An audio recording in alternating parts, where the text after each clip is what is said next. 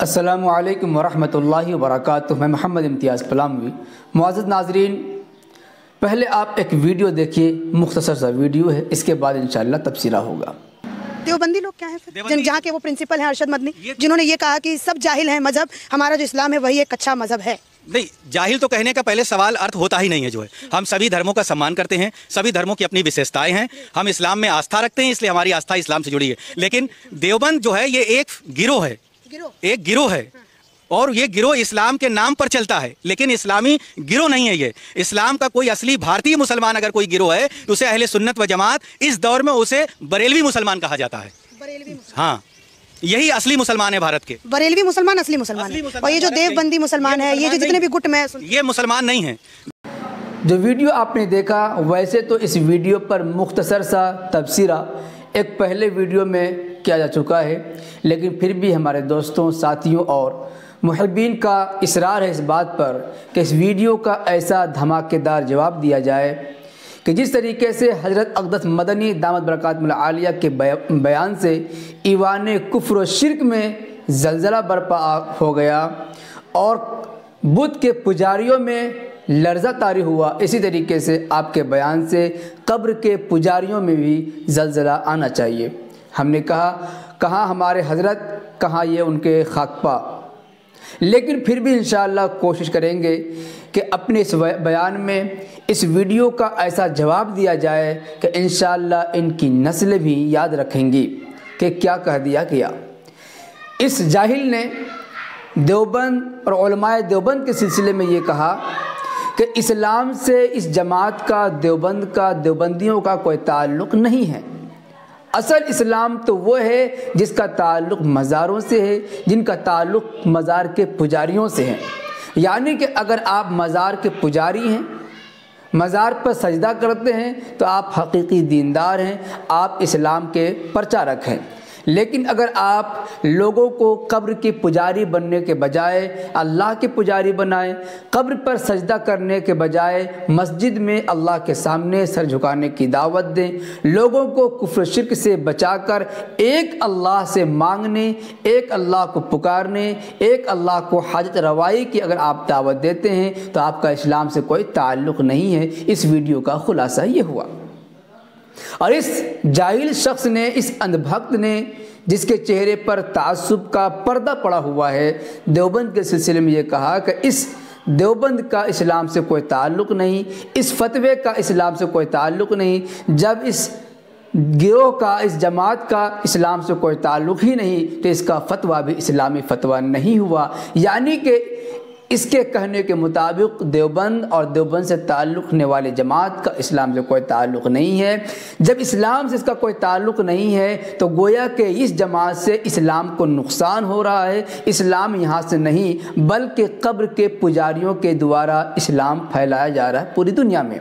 اب الزامی جواب کے طور پر اپنے سب سے بڑے دشمن، جو ابھی کچھ مہینے پہلے سوشل میڈیا میں سب سے بڑا زہریلا بیان کے نام سے جانا جاتا تھا، ایک پنڈت، جس کے مقابلے کے لیے بریلوی مذہب سے تعلق رکھنے والے مفتی سلمان اظہری بھی مشہور ہو گئے تھے، اسی پنڈت کا ایک بیان ہم آپ کو سنانا چاہتے ہیں کہ وہ پنڈت جو اسلام کا سب سے بڑا مخالف ہے، سب سے بڑا دشمن ہے، اسلام کے خلاف کئی پروگرام کر چکے ہیں، زہر پھیلا چکا ہے، اس دشمن کا دیوبند اور اہل دیوبند کے سلسلے میں کیا تاثر ہے، اس کا کیا نظریہ ہے۔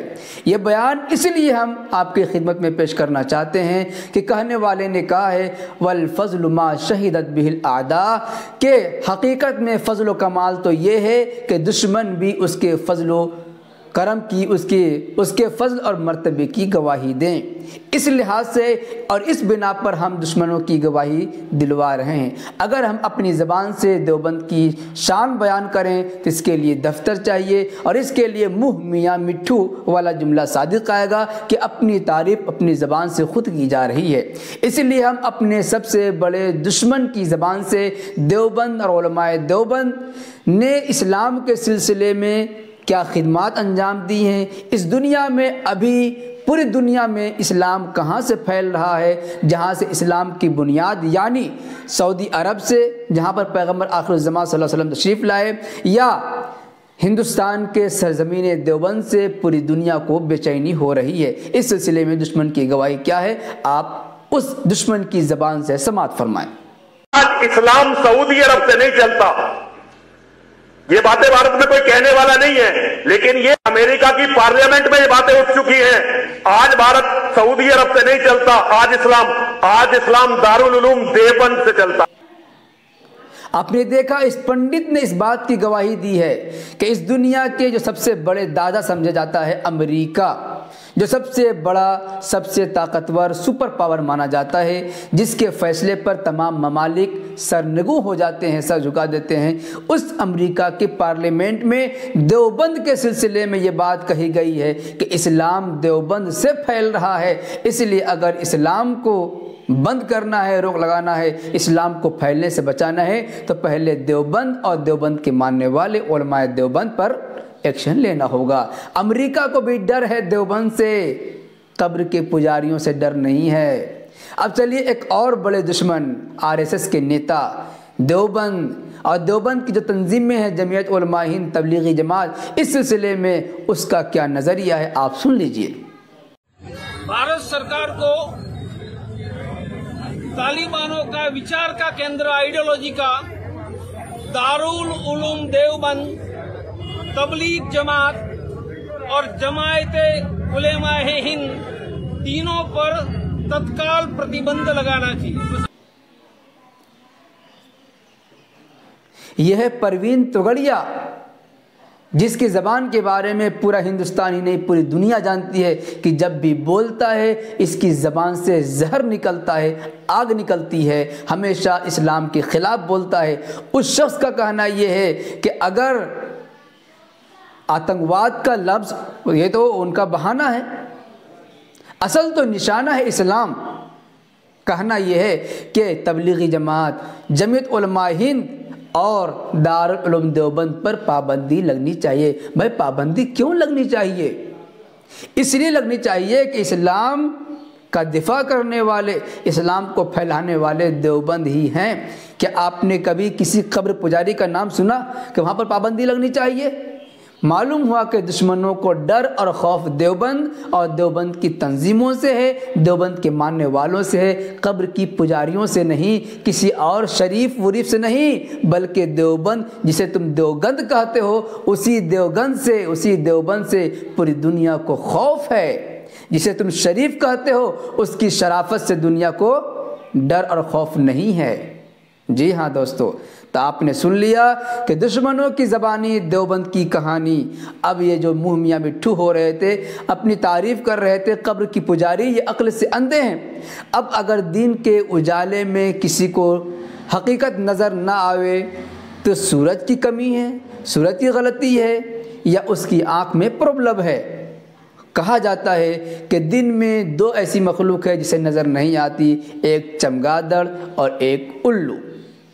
اب جنہیں دن کی روشنی میں، دن کے اجالے میں دیوبند کی حقیقت سمجھ میں نہ آ رہی ہو، اب وہ خود غور کریں کہ وہ چمگادڑ ہیں یا الو یا کوئی اور مخلوق۔ معزز ناظرین، ابھی ہم نے دیوبند کے سلسلے میں جو باتیں کہیں، سعودی عرب کا نام بھی بیچ میں آ گیا۔ اس سے یہ ہرگز مقصود نہیں ہے کہ نعوذ باللہ من ذالک ہمارا مقصد دیوبند کو سعودی عرب سے، حجاز مقدس سے، مکہ اور مدینہ شریفین سے بڑھوتری مقصود ہے، ایسا ہرگز نہیں ہے۔ دیوبند ہے، جتنا بھی جو بھی کہنا چاہتے ہیں، لیکن بہرحال مکہ، مدینہ اور عرب اور حجاز مقدس سے اس کا ذرے کے برابر بھی دیوبند کو نہیں مانتے۔ لیکن دشمنوں کا دیوبند کے سلسلے میں کیا کہنا ہے؟ کچھ دشمن جو اپنے داخلی ہیں وہ دیوبند کے بارے میں کیا سوچتے ہیں، جو خارجی دشمن ہیں دیوبند کے بارے میں کیا سوچتے ہیں، یہ تقابل کرنا مقصود تھا، یہی بتانا مقصود تھا۔ ورنہ خدا کی قسم ہرگز بھی دیوبند کو مکہ، مدینہ اور عرب شریف سے وہ بڑھانے کا ہرگز ارادہ نہیں ہے۔ امید ہے بات سمجھ میں آ گئی ہوگی۔ اللہ پاک سب کو صحیح سمجھ عطا فرمائے، آمین۔ وما علینا الا البلاغ المبین۔ السلام علیکم ورحمۃ اللہ وبرکاتہ۔